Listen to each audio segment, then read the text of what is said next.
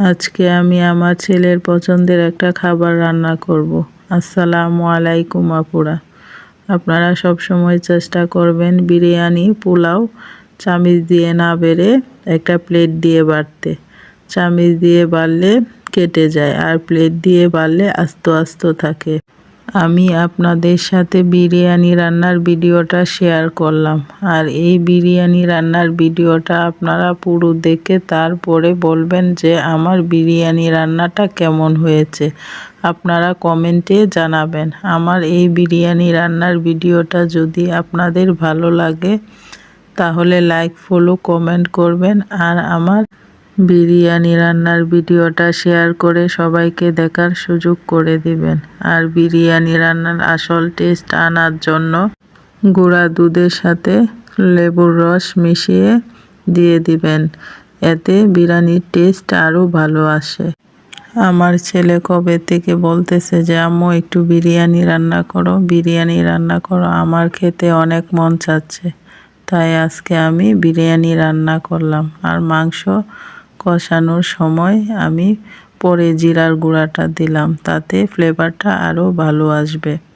লেবুর রস দিয়ে যে গুঁড়ো দুধটা রেখেছিলাম তাও দিয়ে ভালোভাবে নাড়াচাড়া করে নিলাম। আর আলু না দিলে বিরিয়ানির স্বাদই হয় না, তাই কয়টা টুকরো করে আলু ভালোভাবে ভেজে নিয়ে বিরিয়ানির মধ্যে দিয়ে দিলাম, সাথে মটরশুঁটিও দিয়ে ভালোভাবে নাড়াচাড়া করে ঢাকনা দিয়ে ঢেকে দিলাম। মাংসটা কষানো হয়ে যাওয়ার আগে আস্ত কয়টা কাঁচামরিচও দিয়ে দিলাম। চুলায় একটা প্যান বসিয়ে দিয়ে পরিমাণ মতো তেল আর পেঁয়াজ কুচি দিয়ে ভেজে পরিমাণ মতো লবণ আর আগে থেকে ধুয়ে রাখা চাউলগুলো দিয়ে ভালোভাবে নাড়াচাড়া দিয়ে দিলাম। আর মাংসটাও বোনা হয়ে গেছে। চালগুলা ভালোভাবে নাড়াচাড়া দিয়ে ভেজে মাংসটা ঢেলে দিয়ে চালের সাথে ভালোভাবে মাংসটা আমি মিশিয়ে নেব। আগে থেকে কড়া গরম পানি দিয়ে ভালোভাবে নাড়াচাড়া করে ঢাকনা দিয়ে ঢেকে দেব। অল্প কিছুক্ষণ পর ঢাকনাটা উঠিয়ে বিরিয়ানিটা ভালোভাবে নাড়াচাড়া করে নিলেই আমার রান্না হয়ে যাবে মজাদার বিরিয়ানি। বিরিয়ানিটা খেতেও অনেক মজা হয়েছিল। এখন আমি একটা প্লেটে বিরিয়ানিটা সুন্দরভাবে পরিবেশন করব আমার ছেলের জন্য। আর এই বিরিয়ানির মাংসটা দেখেন কত সুন্দরভাবে গলেছে, খেতেও দারুণ হয়েছিল।